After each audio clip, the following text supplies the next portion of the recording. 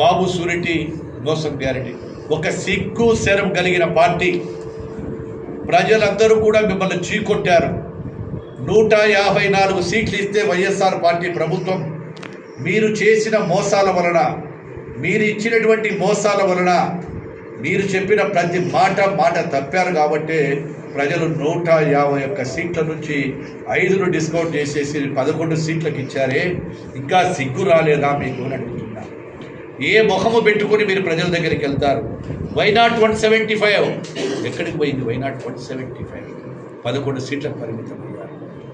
ఎక్కడికి వెళ్ళినా వేలలో, ఏ నియోజకవర్గాన్ని తీసుకుంటే వేలలో మెజార్టీలు. గత చరిత్రలో ఏ భారతదేశంలో కూడా ఇటువంటి మెజార్టీలు రాలే, ఇన్ని సీట్లు రాలే ఏ యొక్క రాష్ట్రానికి. ఈరోజు మళ్ళీ మేము ప్రజల దగ్గరికి వెళ్తామంటున్నారు. దొంగలు, దోపిడీదారులు మీరు. ప్రజలను మోసగించినారు, దొంగ బటన్ దొక్కినారు. మీరు చెప్పినటువంటి కూడా అబద్ధాలు.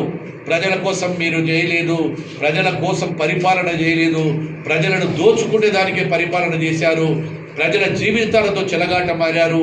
కాబట్టి మీకు ప్రజలు బుద్ధి చెప్పి 11 సీట్లకే పరిమితం చేసి ప్రతిపక్ష హోదా కూడా దక్కకుండా చేసినారు. మీకు ఆఖరికి ప్రతిపక్ష హోదాను పోగిపోయినాక ఇంకా సిగ్గు రాలేదా అని అడుగుతాను.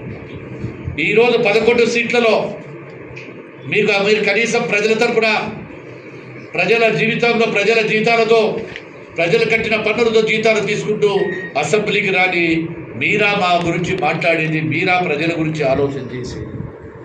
గతంలో పరదాల దాపులు తిరిగినటువంటి జగన్మోహన్ రెడ్డి ఈరోజు ప్రజలు కనపడుతున్నారా మీకు? ఈరోజు ప్రజల బాధలు అర్థమవుతున్నాయా? 1 సంవత్సరం కాలం కూడా ఓపిక పట్టలేకుండారే. మీకు ఆ ప్రజల గురించి బాధలు తెలిసేవి. మీరు ప్రజా సమస్యల మీద కాలేదు. దేశ చరిత్రలో 2వసారి నాడు కాంగ్రెస్ ప్రభుత్వంలో పనిచేసిన వారు, ఆఫీసర్లు జైల్లోకి వెళితే ఈరోజు వైఎస్ఆర్ పార్టీ కింద చేసినటువంటి ఐఏఎస్, ఐపీఎస్లు జైళ్ళల్లో మగ్గుతూ ఉన్నారు. నీ మంత్రిమండలిలో పనిచేసినటువంటి మంత్రి సహచరుడు కాకాని గోవర్ధన్ రెడ్డి జైళ్ళ పాలు చేశావు. నీ సహచరుడు, నీ మిత్రుడు మిథున్ రెడ్డిని జైలుకు పంపించావు. ఇంకా ఎంతమంది పోతారో తెలియడం లేదు. చాలామంది అవినీతికి పాల్పడిన వారు, అనేకమైన ఆరోపణలు చేసిన వారు, ఈ యొక్క నియోజకవర్గాల్లో దోపిడీ చేసిన వాళ్ళు ఈరోజు జైళ్ళల్లో మగ్గుతూ ఉంటే వారి పీట పక్కన నువ్వు సానుభూతి చూపిస్తున్నావు. సిగ్గు లేదా నీకు?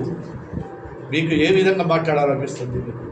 అంటే ఒక దోపిడీదారులను, కిరాయి హంతకులను జైళ్ళల్లో ఉంచితే వాళ్ళను పరామర్శిస్తావు, గంజాయి బ్యాచ్ను పరామర్శిస్తావు, అదేవిధంగా ఉనికిని కాపాడుకోవడానికి గ్రామాలలో రెచ్చగొడుతున్నావు.